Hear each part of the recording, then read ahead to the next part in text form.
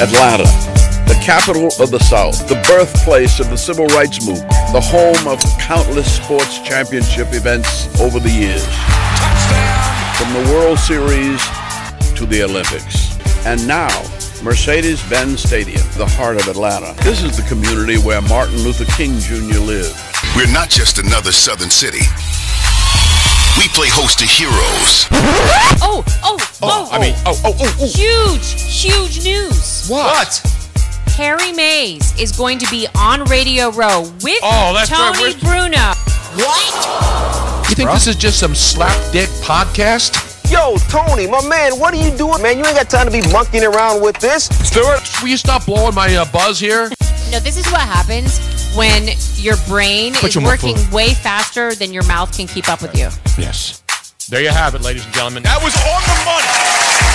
Now, here he is, the godfather of sports radio. Here's Tony Bruno. Oh, yo. I can't do that. Every time I hear that beat from Jermaine Dupri, it's almost like you have to do you it. You have to go, yo. Thanks for joining us. We are live here on a rainy day in Georgia. Not a rainy night, but it's going to snow later on. So if you're coming to Atlanta, don't forget to bring all the protection. Don't forget to bring the snowshoes. You got to bring the cleats, spike. Take all your old golf shoes that you used to have, the spiked ones. Put those on. Don't put the new ones because you're going to slip. We know what happens in Atlanta when there's a Super Bowl. There's always an ice storm. Unfortunately, that's what it kind of looks like it's going to be. And ladies and gentlemen, that voice you're hearing is our first guest here live on Radio Row, here in the Georgia World Congress Center. Oh, man, when I think of Georgia, when I think of Atlanta, I don't normally think of this guy first, but I think of him now because I know he's been down here. He was a former #1 pick of the New York Jets, Jets. He never tackled the Patriots mascot at the Pro Bowl. Oh, that was bad. And the kid's still hurt, by the way. No, he's hurt for real. He is hurt for real. Everybody was giving me crap because I'm saying, man, that's not fun. I mean, I get having fun, Hugh. You were in the Pro Bowl. Yes. You have fun. It's a fun and game thing. But when I saw that thing, I'm saying, damn. I said, I know he was joking around, but I didn't know if he went to the hospital. But I just read this morning that the kid still is sore, and he may not even be able to make the trip for the Patriots, which a lot of people who like the Rams are happy to hear. But your comments on that as we get started here. Man, if you're not used to being hit, and you got no like protection on, and you're not used to being hit, number one, and you're blindsided like that. Yeah. It could be like a playful hit because he didn't hit him. He didn't go full tilt on him, but he hit him hard enough to jar his body. Because when you saw as he jarred his body, the kid was not expecting it. Right. Oh yeah, he's hurt. He's hurt. And so I'm all for fun. Nobody has more fun than I do. Maybe you do, Hugh. But my whole career has been, let's have fun. Let's do radio. We're talking about sports. We're not curing cancer. Yeah, but we're you can't do that. No, I agree. You can't, especially with somebody who's not accustomed to being hit like that. Exactly. Because you got to think that football players, even me now, like when my teammates come around and they get the fake tackle, I'm like, hold up now, relax. I ain't been hitting a long time. Now you were talking yesterday about your son. Now you got a 15-year-old son. Yes. Obviously he likes to hit. Have you ever tackled your son or have him tackle you? No, we don't play those games. We don't play those games. And I tell him if you ever do that, then it's going to be a problem. Exactly. Then you're going to get ushered into manhood a little bit earlier. No, we're not going to do that. Talking with Big Hugh Douglas, of course, Jet great, played for the Eagles. A lot of stuff in Philly went down. A lot of stuff went down in Philly with me, too, but it happens when you're in Philly for a few years. Yeah, the city of brotherly love. Exactly. Now you're here in Atlanta doing a morning show on 92.9 The Game. So you like getting up early in the morning doing sports radio? It doesn't bother me. I get up in the morning, I do my little workout, do cardio, and come to work, and most of the time I'm in my pajamas. Like, this is the first time in a long time I've worn a pair of pants. I've only done that because I had to be here on Radio Row, and I didn't want anybody looking at me strangely coming through here with some pajamas on. But, no, it's a great time, man. Love it here in Atlanta. Now, Tony wore specially for you after talking to you yesterday. I wore my fatigues today. Yes, I wore my fatigues yesterday. Yes. I wore mine.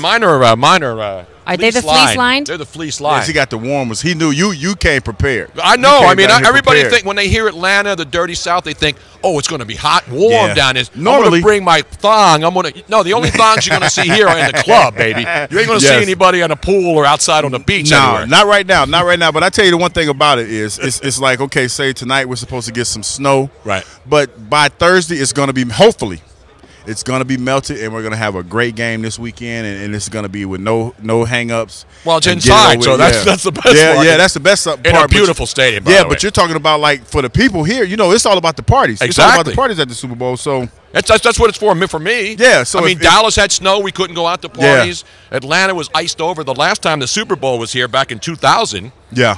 I mean, Saturday morning, this entire city and everybody who was staying in hotels downtown here where all the action is, the employees couldn't even get into work. Yeah, that was a bad time. And so the people who were running, the managers and the people who work in the hotels, they had to make the food in the restaurants. They had to clean the rooms. They had to make the beds. They had to do everything, man. Yeah, that was a bad time. And I felt bad for the people. And it was so hopefully we won't have that kind of a problem. And it's going to be a great week because the one thing about Atlanta, and I've been to all these Super Bowl cities, everything is closed in. I mean, you don't have to go like Miami next year. You got to go all over the place. Yeah, and that's the great part about being here because if you got a chance to stay downtown, then you're not that far from most of the venues that they have. You can walk. You can walk around. Houston's like that.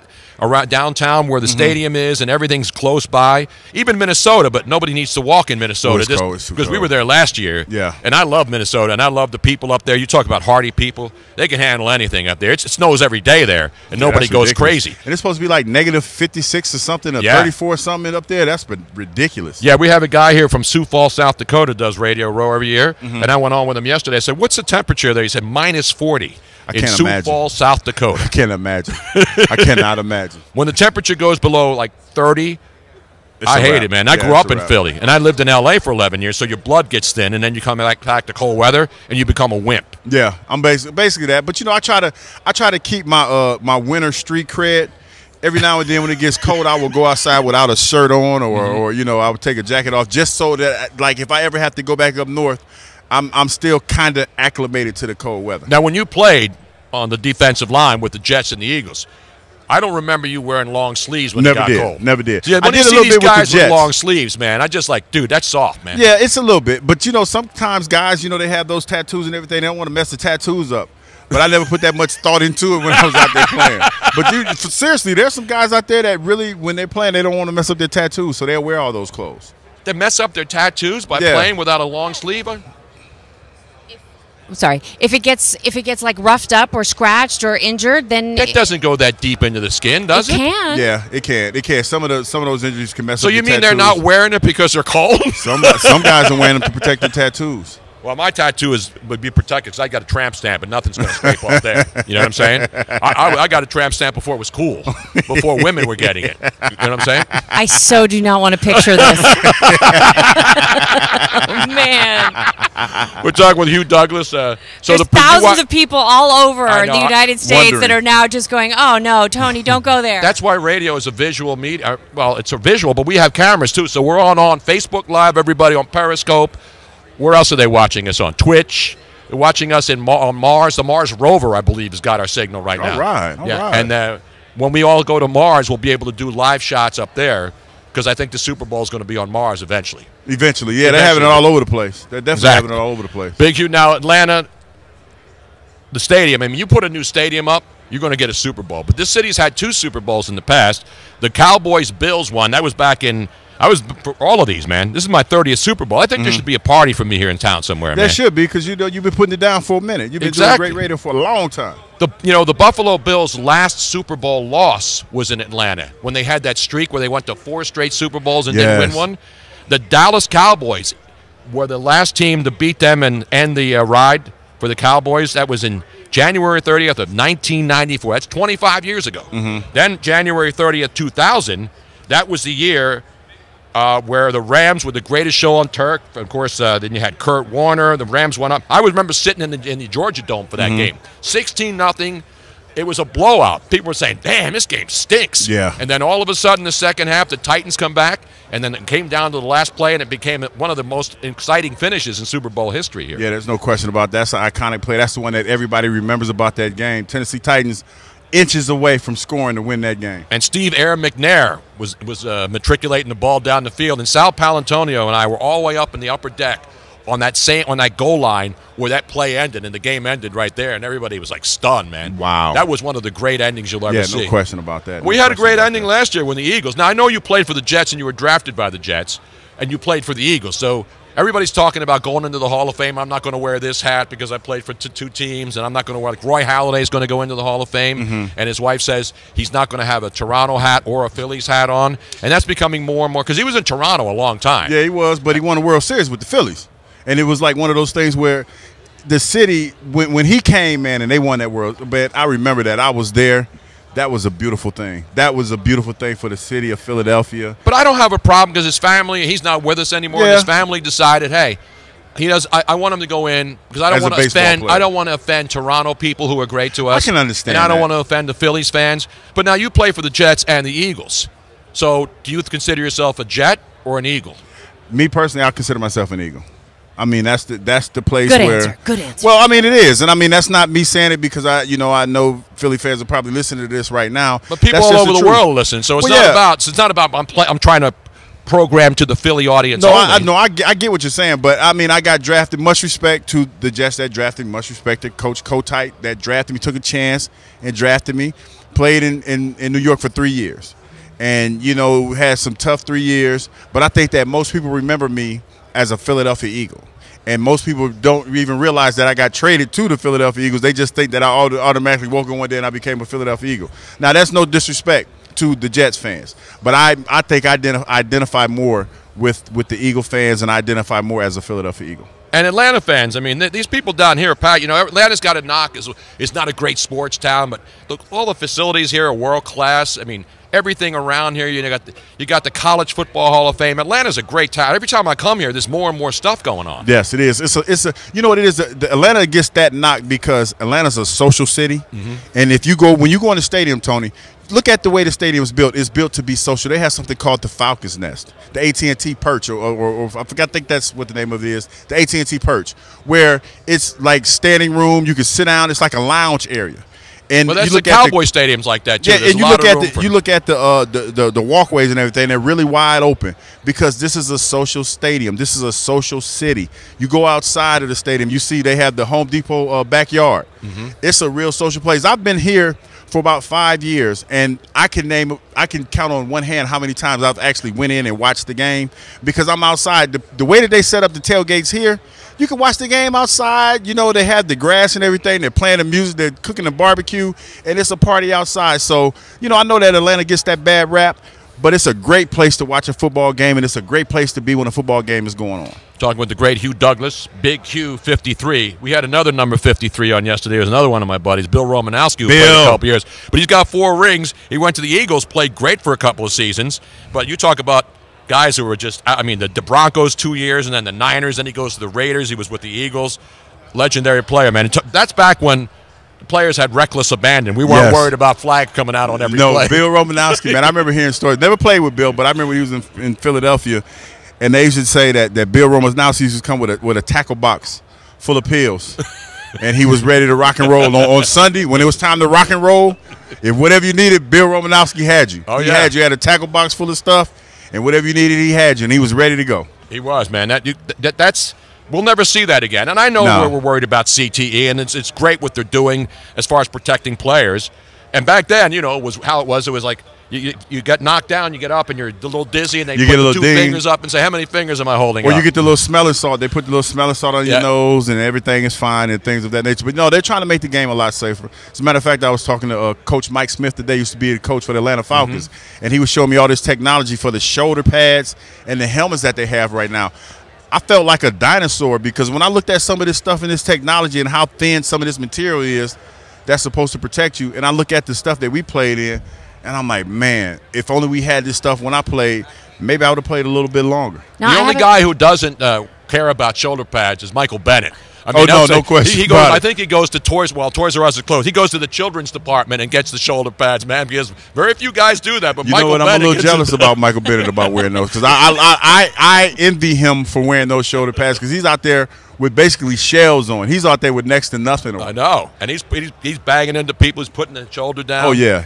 He's probably going to have some shoulder issues when he's done playing. Now, I have a question, Go ahead, though, really quick about the game and how you say, yes, it's great that they're protecting more, but do you also feel maybe that they've gone a little bit too far about certain things, or? You know what? I'm old school, and I'll say this. At the beginning of the season, I felt like they did.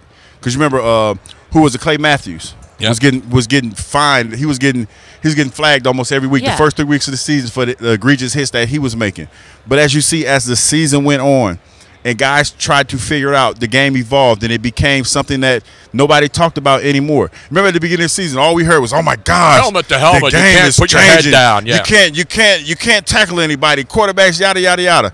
The game still survived that. The game survived. I think that, you know what it is? It's like you have old guys like me that used to play the game and used to playing it one way. And once you see how it evolves and how much better it makes the game, then there's really nothing you can say about it. I think that this great game of football is thriving. I think it's going to get better.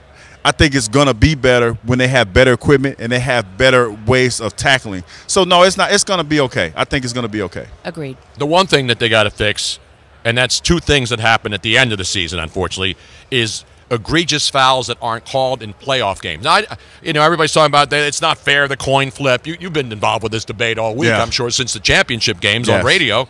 The coin flip. First, they were mad because each team got the ball once, and a field goal, if you get a field goal first, the other team can get a field goal or nothing and the game's over, or a defensive touchdown. Mm-hmm. I came up with the idea, and I hope the commissioner addresses it on Wednesday, because I came up with a simple plan.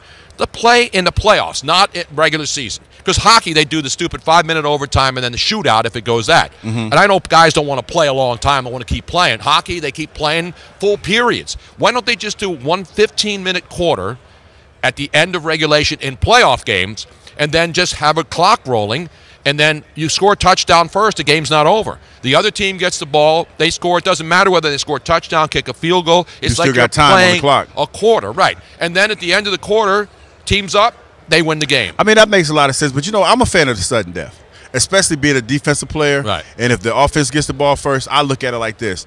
It's on me and my defensive players to get us off the field. And when you look at that game against the Kansas City Chiefs, they had 3 times. They had 3 third downs. I know. And they couldn't get it done. If D Ford doesn't line up offside, I agree. We're talking about the Kansas City Chiefs. We're talking about 2 young gunners. Yep. In the Super Bowl, playing for a Super Bowl championship. No, Patrick you're Mahomes absolutely and Jared right. Goff. Get on sides, man. And that that wasn't an official's mistake. They made the right call. He was Yes. over the line. Yes, he was. And he's a great player. And just remember, that play resulted in an interception that seals the game. Seals the game, and we're not even having this conversation. We're No, talking you're about right. we're talking about Andy Reid going to the Super Bowl, and everybody's kumbaya, and everybody's pulling for Big Red. Didn't happen like that. I know, Did not and happen like that. that's why football, every down, that's why you need cohesion from 11 guys. Precious downs And every down. Every single down. One little mistake like that could cost you a chance to go to the Super Bowl, and Yeah. it did. Yeah, it But did. despite all the other stuff that went on in that game, the Kansas City Chiefs still had a chance and should have won that game if not for an offside by a couple of inches in Yeah. a neutral zone. It's Because ridiculous. did that neutral zone affect the play at all? No. No, but it affected the call. It affected everything. And the call was the right call to make. Yeah, and you look at it like this. I'm a fan of not one play defines the outcome of a game, because even in that game with the Saints and the Rams, there were some plays that the referees missed. Mm-hmm. And, as a player, you're mad about it, but you got to move on. You got to live. You got to let it go. You got to let it go. I agree. And those guys went to the Pro Bowl, too. Yeah. And as much as I love football, I think the Pro Bowl Needs to jumped go the away. shark. Jumped the shark. Did they jump the shark? Because there's all pro teams that don't play. They pick out but there's the all-pro. Pro Bowl players. And listen, it's a vacation. They're in Orlando. It used to be Hawaii. Guys wanted to go to Hawaii because it was a week in the sun. And it was a big honor. It was Absolutely. a big honor. I remember when I went, man. I like to have All-Pro and Pro Bowl by your name. That was a huge deal. Mm-hmm. Nowadays, guys don't go, and I understand that because guys are hurt, and it's a long season, and it just doesn't have that cachet that it once had before. And it's one of those things where everybody has an all-star game. You got to just figure out how to make it better. And it's funny. Me and my partner John Fricke was talking about the other day. How about have the Pro Bowl the Thursday before the Super Bowl? He was saying that might work. And I'm like, logistically, that might be able to work, and that might get people excited about it, because you look at the fanfare and the pop and pageantry that's going on here. Yep. And media day and everything, and how people get involved with that. So maybe that is something that could work that way. And you give the players a chance to hang out at the Super Bowl. Yeah, but what they did was smart, was play it the week before instead of the week after. Yes. Because once the season's over and the Super It's a Bowl's wrap. over, It's a nobody wrap. wants to watch the Pro Bowl. No, it's a wrap. That's like having the NBA All-Star game after the NBA championship is decided. Yeah, it's Does a it wrap. make any sense? Nah, not at hell all. no. Not at all. Not at all. All right, Hugh, I know fans here in Atlanta disappointed, but the one thing about the Falcons this year is that there was never, after the first month or two of the season, there wasn't any inkling that this team was going to be here playing in the Super Bowl in their own stadium. Was there? Was there ever a thought that this team? I beg to differ. That there was a lot of injuries on this team. No, I know that. I'm not knocking the team. I'm just saying. Yeah, from and people were still holding on to that, Tony. Really? People were still holding on to the fact that maybe they could still make it happen, but there were too many games. Oh, yeah. Where there were too many people running all around the place, and that what I mean by too many people running all over the place, the other team's offense running into the end zone and scoring points and everything, and this offense of the Atlanta Falcons, this inconsistency, the fact that you couldn't get the running game going. So after a while, it was a tough one. It was a tough pill to swallow, but people finally came to grips that the Atlanta Falcons aren't going to the Super Bowl, and it became a situation of where who's going to get fired. So that kind of happened, I would want to say week 8 or week 9 of the season, when you were totally, mathematically, you were still alive, but, realistically, you didn't want to limp into the playoffs. There was a little bit of that going on this year. But nobody was down on Matt Ryan or the coach, right? I'm sure there was some people saying, the coaching staff, they're confused and they're making too many changes, and the offensive coordinator's different every year and that kind of stuff. Well, there was a little bit of there was some people that were down on the coach and some people down on Matt Ryan, but that's always the case because the quarterback, if you're making the most money, you're the guy that everybody's looking at that's going to take the heat or the brunt of the heat. So it's one of those things where Coach Quinn comes in and he tells everybody that, we got some guys that are backups that are going to come in and help right the ship. Didn't happen that way. Ryan Schrader struggled this year at the tackle spot. So it was one of those things where you never got everything going. Devontae Freeman got hurt early on, and then Tevin Coleman came in, and he didn't really take advantage of his opportunity at the running back position. So it was one of those things where nothing just went right for the Atlanta Falcons. No, you're absolutely right. My point is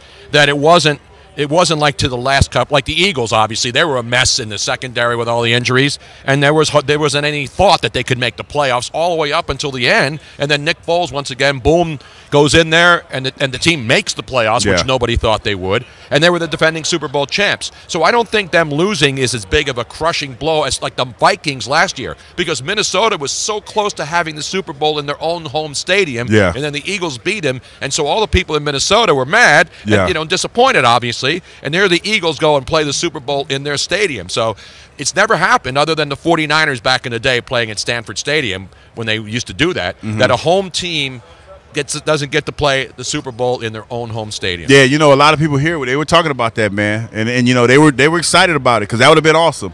But what the biggest thing that a lot of Atlanta fans were happy that did not happen? But that the New Orleans Saints made it here. They were excited that they didn't make it here. If they would have made it here, Tony, I'm telling you, this city would have been sick. They would have been sick. Even with Drew Brees, as much as it's like, he's one of those guys it's impossible to dislike. Well, he's disliked here. He's definitely disliked Only here. from a football standpoint, not because he's a great human who doesn't. Yeah, he's a great guy, but still, he's a New Orleans Saint. He wears that fleur-de-lis or whatever they call it. Robin wears a fleur-de-lis every once in a while, but I just want to ask her to. It's a French thing. You know what I'm saying? It is. Actually, there's a lot of Creole here in Atlanta because we went to a restaurant the other night. What was that called? Christian found it. What was the name of that place, Christian? Louisiana Bistro. Yeah, that was. Yeah. But it's spelled bistro, Bistreaux. Yeah, that's how they did. Yeah, it's a good spot, man. Good seafood. It's good stuff. Tony tried gator bites for the very first time. Did you like them? It tastes like chicken. Everything tastes like chicken. The only thing that doesn't taste like chicken anymore is actual chicken. I noticed that, man, because they get free range and they're rolling around. Because you got it all depends on what kind of how the bird was taken care of. Now tonight's now you didn't go, and I'm telling you that may be my last opening night that I attended last night. It is getting worse and worse every year. There's a lot going on. I watched it on television. Tony, I was tired. I stayed here all day yesterday, and the thought of riding back down here, trying to find a place to park. Yeah. Because I drive a big truck. Trying to find a place to park. You run this city, man. You go. No, it's not. When the police come in and say Big Hugh's coming in, man. No, not at all. Just to try to find a place to park and deal with all that pageantry. I was like, no, I'm good. I'll watch it on television. Watch it on TV.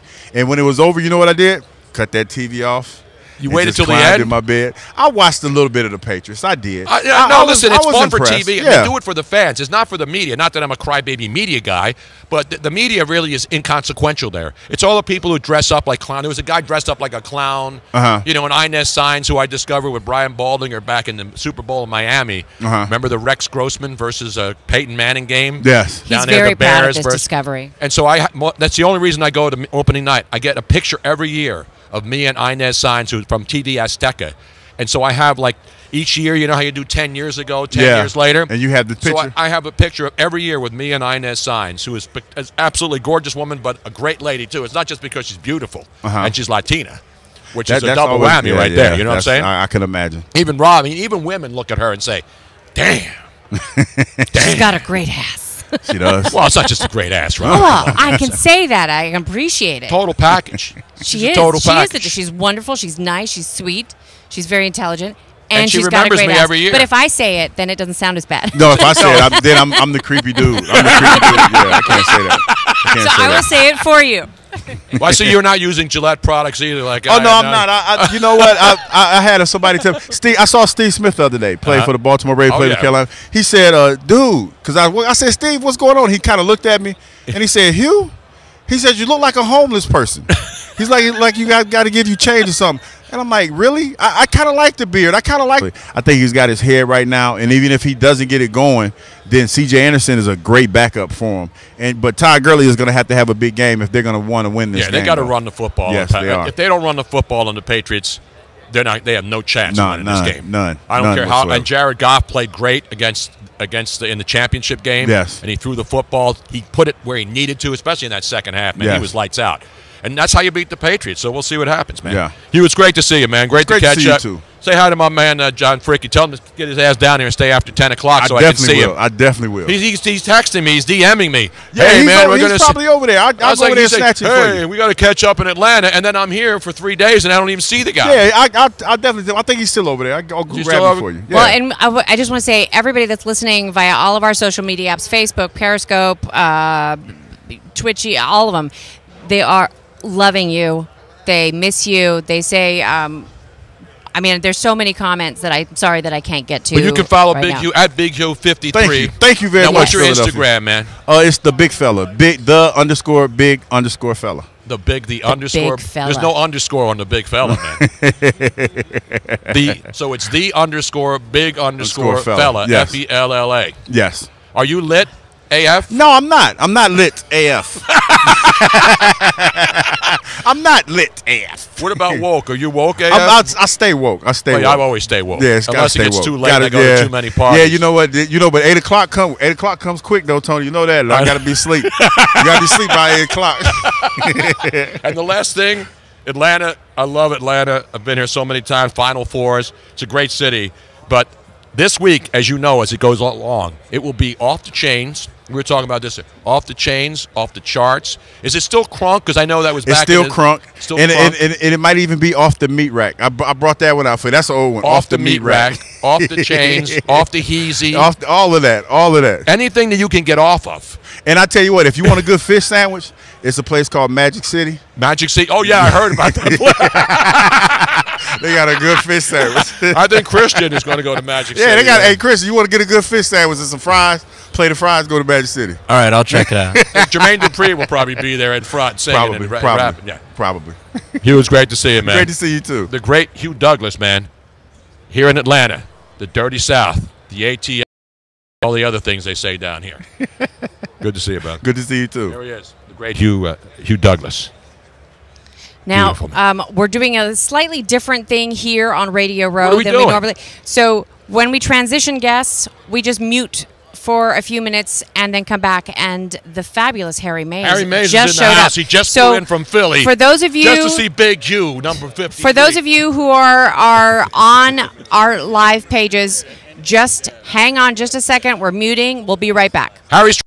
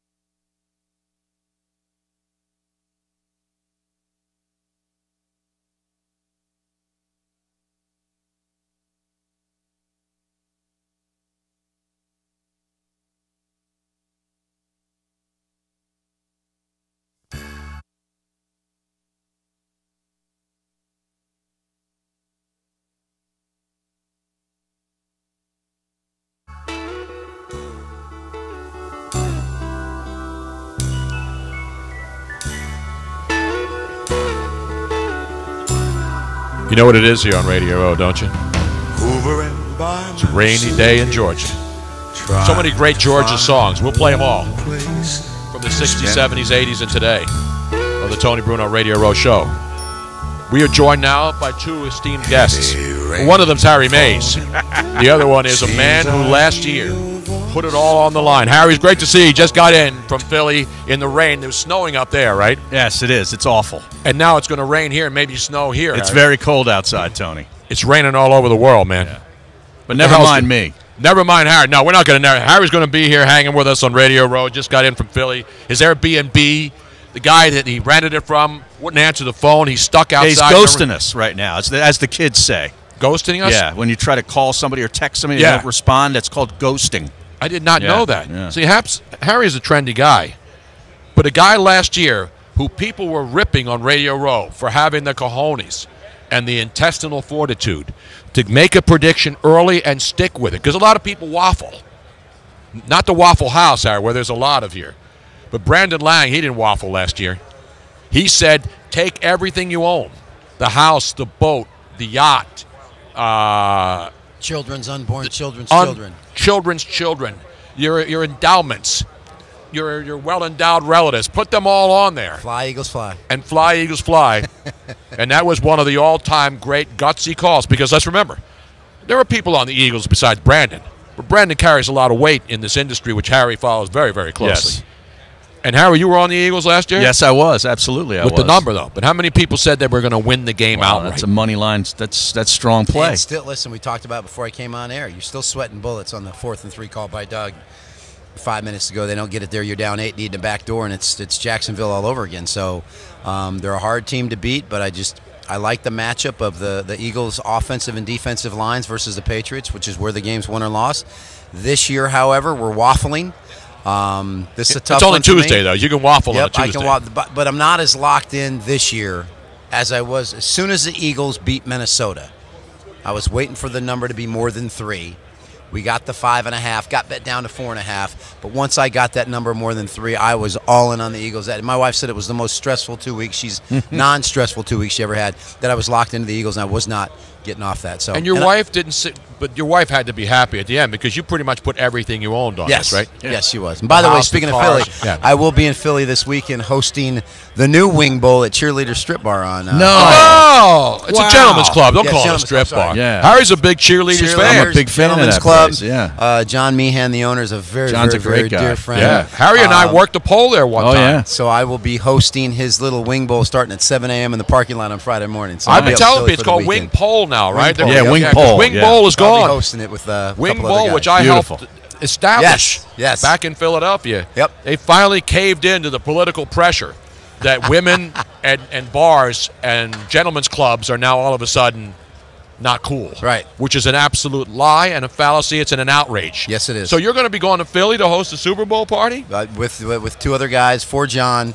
I think it starts at 7 a.m. It's going to be a great day. Friday Nothing like starting at 7. But this is this is Friday, right? Yeah, you Friday. take the day off. Friday. Yeah, it's a national holiday. Come down, well, say it's a hi. city holiday. Start drinking early in the morning. Start drinking. Yeah. Take it That's deep. a good job out of you, Brad. Yeah.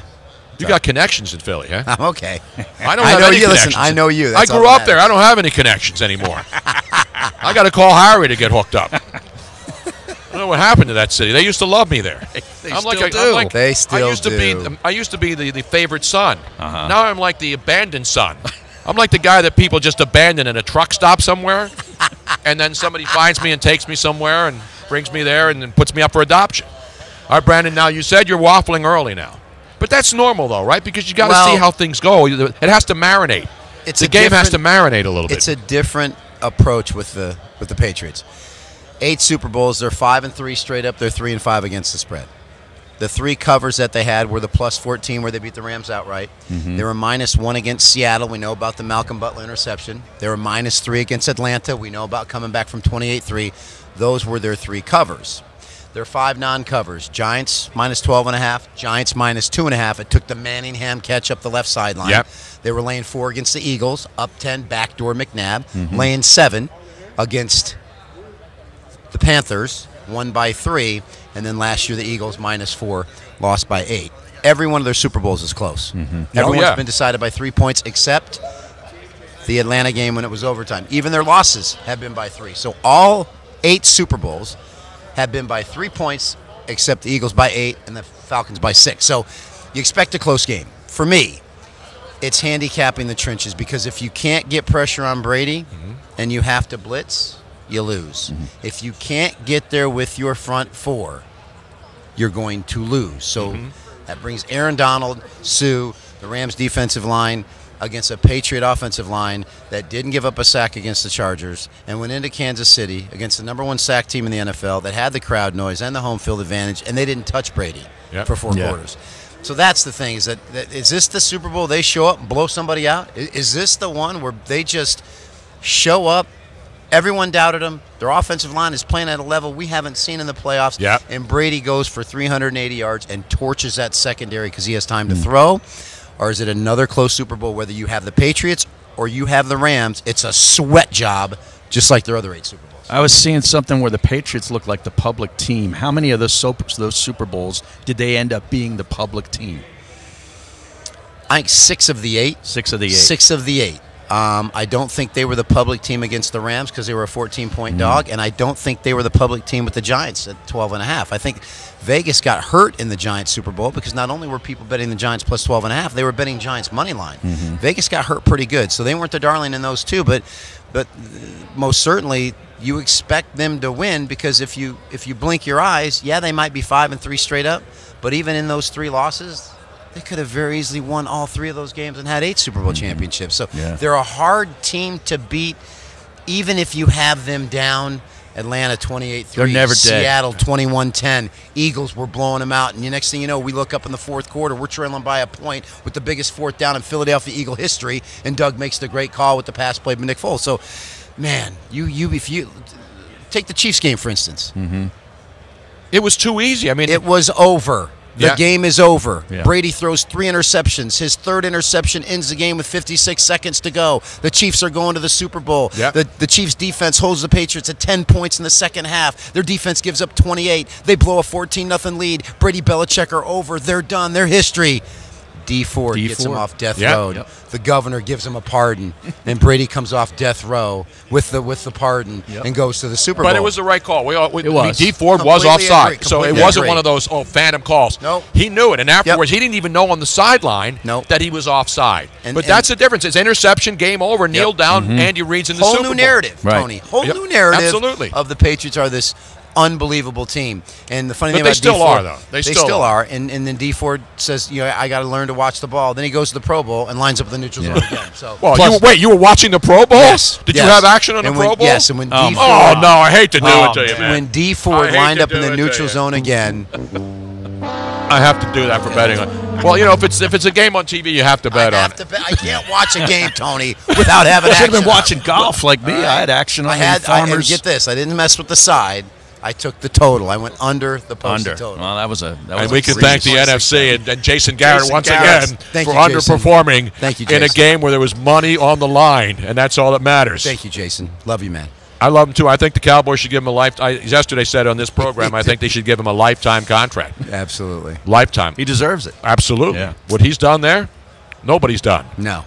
So now you bet the Pro Bowl. We always joke around about the Pro Bowl. Sure. It's a terrible game. Sure. But somebody's got to win it, and there's a line. So if there's a line, is that your motto? If there's a line, do you have to bet the game? Or does it just have to be football? If I'm watching the game, I have to bet it. Okay. If it's a baseball game, if I'm sitting at home and it's 2 good pitchers and I like the matchup and I'm going to watch a baseball game, I'm going to bet it. I've been doing this 28 years. I can't just sit down and watch a game for the sheer enjoyment of watching a game. Well, at least you admit it. I can't do it. Wait, we got to give you a roaring round of applause for that. There aren't many people who will admit that publicly. This is your my life. This is your profession, right? Life. This is your job. You do this profession. 28 years. 28 years. What would the line be if it was New Orleans? Because there's a lot of people here, including myself, think the Saints should be here. I'm glad you brought that up. Vegas made a mistake here, and they're going to pay for it dearly from the standpoint that they undervalued the Patriots at the beginning of the playoffs, and they undervalued the Chiefs. The line when the playoffs started was the NFC -2. That was the line. Basically, Vegas was saying we got the Saints going to the Super Bowl, and the Saints, if they play the Patriots, the Chargers, the Chiefs, they're going to be -2. Now, the Saints get beat. Now they're like, oh my God. So once the Saints got beat, the line went to Rams -1. Then when the Patriots won, Vegas goes, all right, let's make it a pick 'em, and immediately they hammered the Patriots to 2.5. So not only did you undervalue the Patriots from day one of the playoffs, now you're stuck with a 2.5 number. Now, you have sharps that have gotten the Patriots at pick, Patriots 1, Patriots 2, Patriots 2.5. If you move that line to 3, everybody and their Take brother the that Rams. has Patriots money is going to buy the half and get the Rams. And now you got a 4-point middle. Yeah. Yep. And if that game falls on 3, Vegas gets destroyed. So now all these guys in Vegas are going, we can't move it to 3. And that's Yep. why it's sitting right at 2.5, because they know we can't create a 3.5, 4-point middle on ourselves and have this game fall on what? 3. When all the Patriots Super Bowls fall on 3. Vegas had a bad line at the beginning, and now they're caught, and they don't know what to do. And I just Brandon got Lang chills. sniffed it out, man. I got I got chills. chills too. I'm getting moist actually, just breaking this down. It doesn't normally happen on Sports Talk Radio.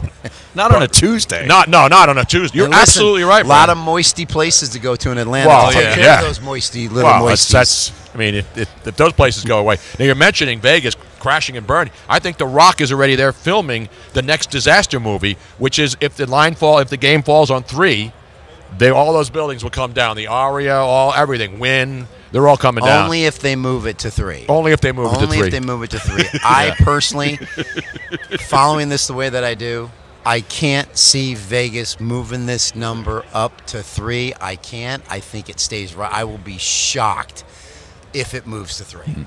Harry, you agree here? I like the Rams. But is that not a breakdown that's next level? Oh, That that's a normal that's what person I said. I doesn't got understand? chills. Yeah. Yeah. And you just got here, too, I and it's know. raining, and it's miserable out. And it's windy. When did you get into town, Brandon? I got today? in Sunday night. I have friends that live here, so we just had a nice dinner, relaxed, and got prepped for today. Did you go to Magic City at all, or any No, of those spots? I won't go to the adult establishments until Wednesday night. But then you got to get to Work's Philly for over. cheerleaders. Thursday, but I don't fly out to Philly till Thursday night, so I can have my Star Trek moment Wednesday night. Now you say Star Trek moment, I say yeah, because my Star Trek moment, I go where no man has gone before. So when you go to the adult strip club, it's the Star Trek moment. So I Okay. got nothing to do on Thursday, so Wednesday night's the night. Now, is Wednesday night the night because you're done working, or the better shift comes in for the weekend? Oh no, the shifts are there. Oh, they're I'm done working. No, they bring in. I mean, they didn't have to bring in the talent to Atlanta. It's already here. I will tell you this: if you like the Rams in the game, you got to hope that offensive line breaks down. Because if you don't get pressure on Brady, you're going to get blown out if you have the Rams. There's nothing, because here's what the people don't understand. You look at who the Rams beat to get there, and you look at who the Patriots beat to get there. The Chargers were the hottest team in the NFL. They abused them. Yeah. The first 3 drives against the Chiefs, they just went right through them.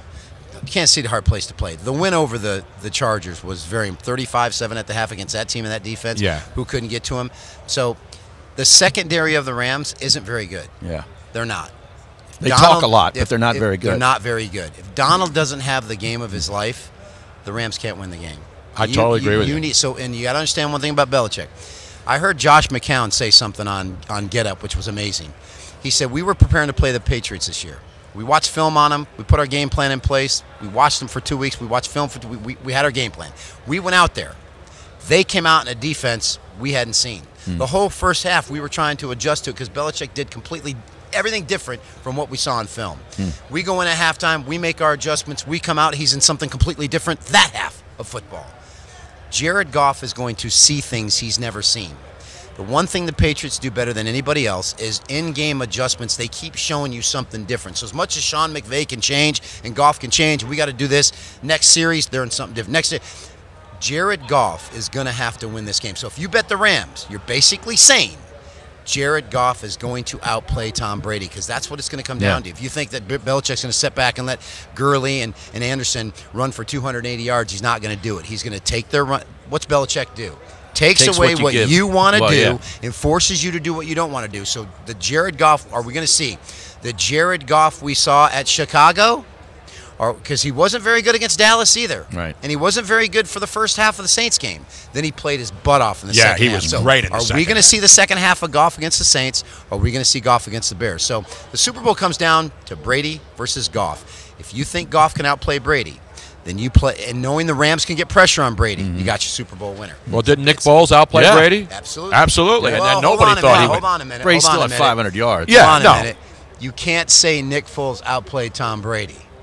Let me He caught a correct you. touchdown pass, Hold and on. then Brady dropped Hold on. one. Brady threw for over 500 yards, and they never punted.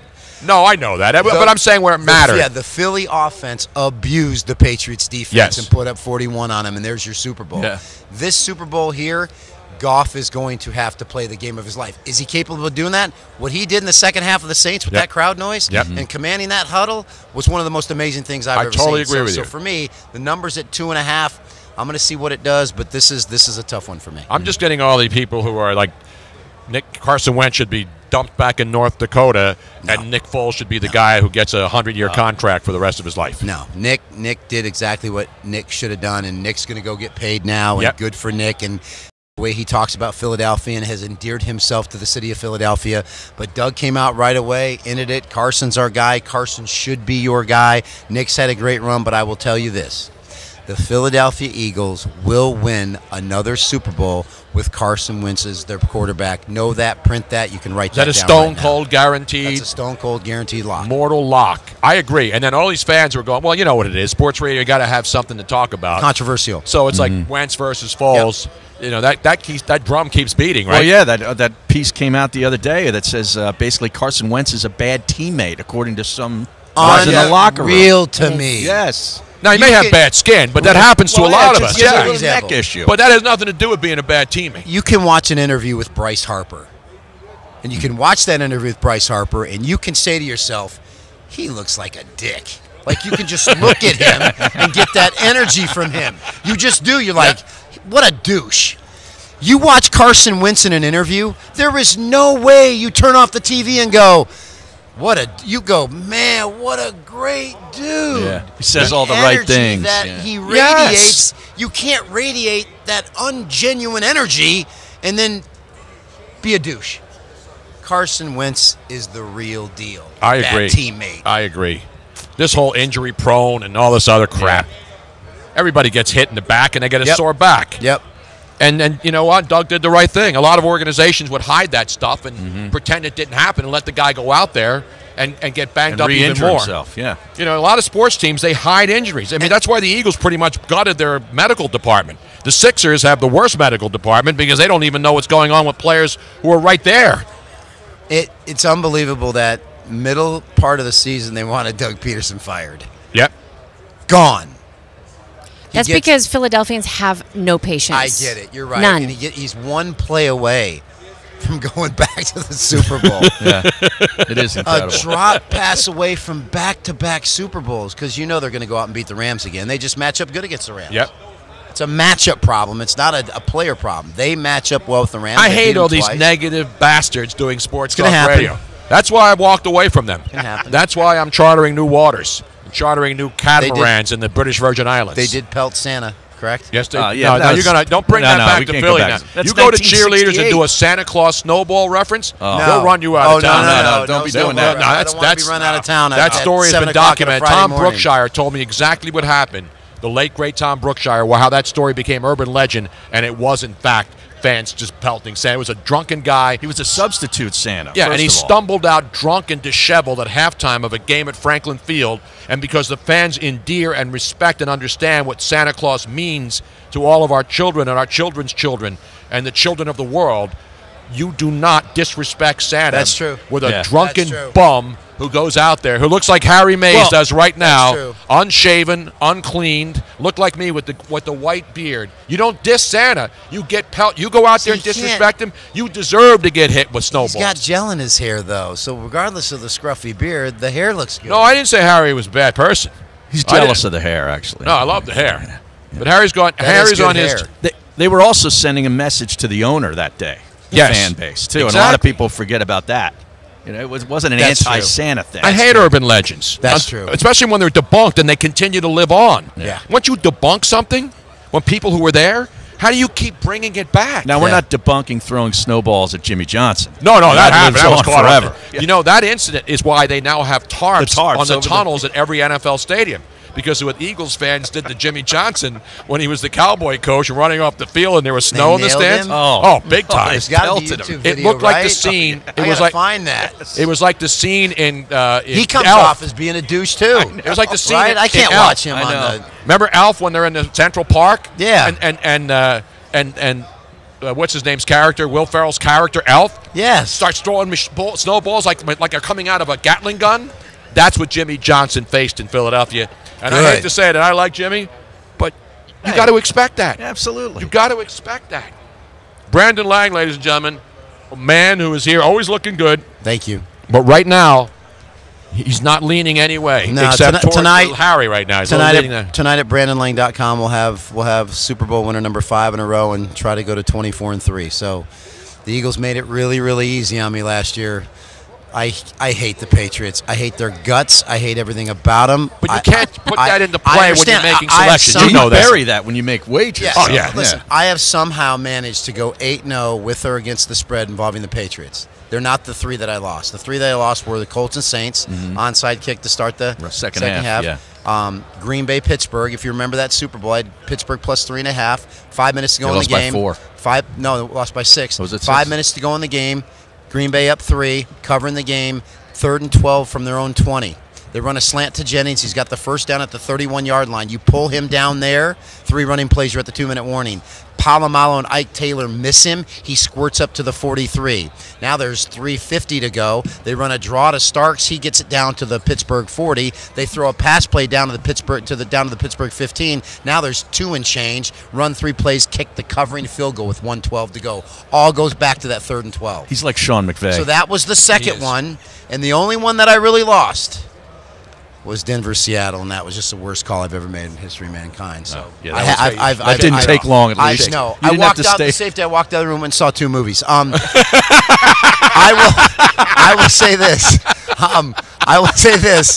I've gone 8-0 with or against the Patriots. I can't stand them.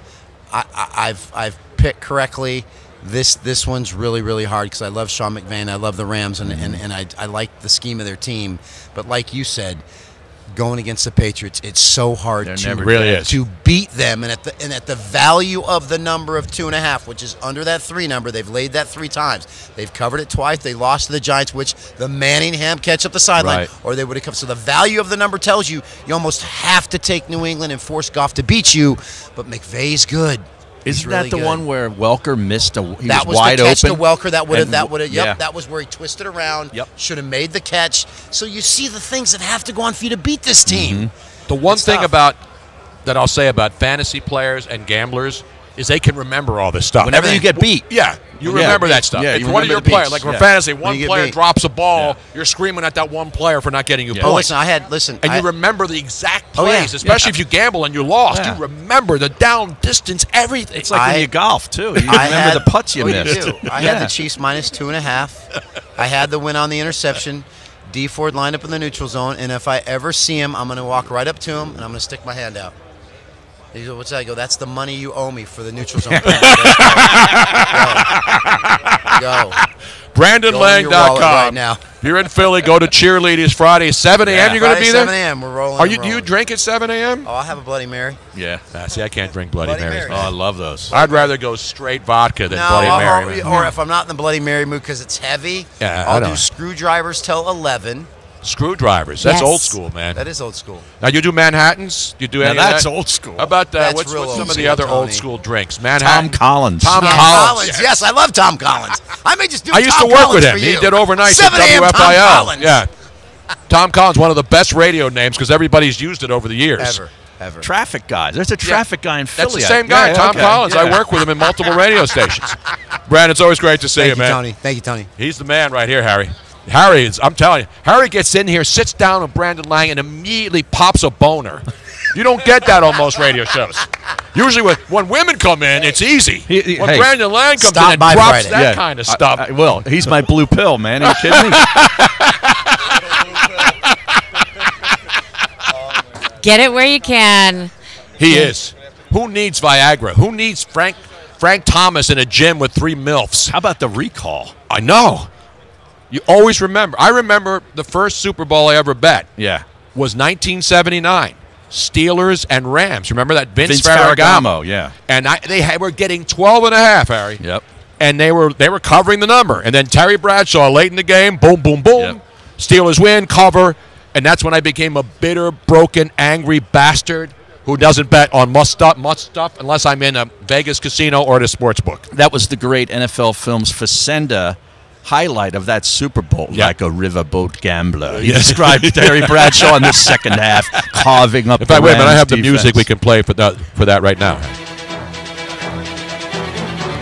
Now, ladies and gentlemen, I have after this is over, while we're listening to this, yes. What we are going to do now, because we do have another guest coming up in 15 minutes, and I got to pee. Everybody needs a potty break. So, because of this internet situation, we are going to actually stop this show and reestablish a new one when we come back in 15 minutes. All right. Are we having problems? No, we're not having any problems, but this way it reestablishes new viewers. I like to reestablish myself every once in a while. So anybody that's listening right now, just know that as long as you are subscribed to the Tony Bruno Show on Facebook and Periscope and all that, you will get notified as soon as we go live You again. get an electric charge running down so make your inner thigh, just like Harry did when Brandon Graham was breaking down football and seriously, plays that how cost him excited money. is everybody that Harry Mays is here? Everybody is. Except the guy who has his Airbnb rented it to him, who didn't give him the keys or let him in because it wasn't 3 o'clock. So Harry had to leave his suitcase out in the rain. Yeah, and my buddy Eitan Shanders has all the bags, and he's sleeping on a couch right now in the lobby.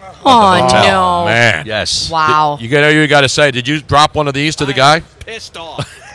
Harry should have walked right into that damn Airbnb and said, I am pissed off. Well, that's is the problem, pissed off. though. You can't talk to anybody. You have to go through the website to get in contact with the See, dude. our Airbnb was smart because they gave us a keypad, so we didn't have to wait for a key. That's what normally you happens. You have a keypad? According to Eitan, he's done this a dozen well, times. yeah, we do it all the time. It didn't happen here, and I think we're getting scammed. Oh, no. It's a scam, so it's not really an Airbnb. It's a crack house, and you can't get in. And there's armed guards inside ready to open fire immediately as soon as you open that door. We have the inside contacts at Airbnb. So Robert can make a couple phone calls.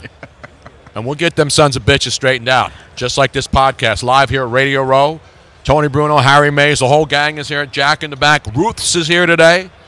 Christian is here today. We went to tonight. You coming out to Media Night, Harry? I don't know. It's right down the street. It's at the Georgia Aquarium. You know the best part of Media Night? Not just the great food, but the sushi will be really fresh. Is that right? Yeah, we're in the Georgia Aquarium and oh yeah. But whatever. That's why I'm not doing stand up at the Ha Ha Hole on Pico Boulevard. Who are you, Miss Maisel? Yes, I am. I love that show. Speaking of comics, you know what we're going to have on today? Kostaki Economopoulos. You know him? No. The Greek comic. Not Chris Economaki, of course, the former NASCAR expert. Remember Chris Economaki in the pits for ABC on Sunday open wheel racing back in the day when people cared about that stuff? Before Dr. Jerry Punch, right? Exactly. Long before Dr. Jerry Punch, there was Chris Economaki. Robin, give me the wrap-up signal like she's some pimp bringing a guest in to get 5 minutes and then get the hell Because you say thrown you off. have to pee. I'm telling you that we're going to come right back. What is this, and the you keep Oscars? talking. Yeah. I'm getting. Stop we need wrap-up talking. music. I know, we need Start wrap-up playing music. the orchestra. Christian will start playing crack up the orchestra. There you go. Oh, yes. There's our wrap-up music. So we will be right back, folks, on a brand new video stream. So make sure you subscribed. And you know where we are, right? In the dirty South, baby. Sing it, Ray. Georgia, Georgia, the whole day through, just an old sweet song keeps Georgia on my mind.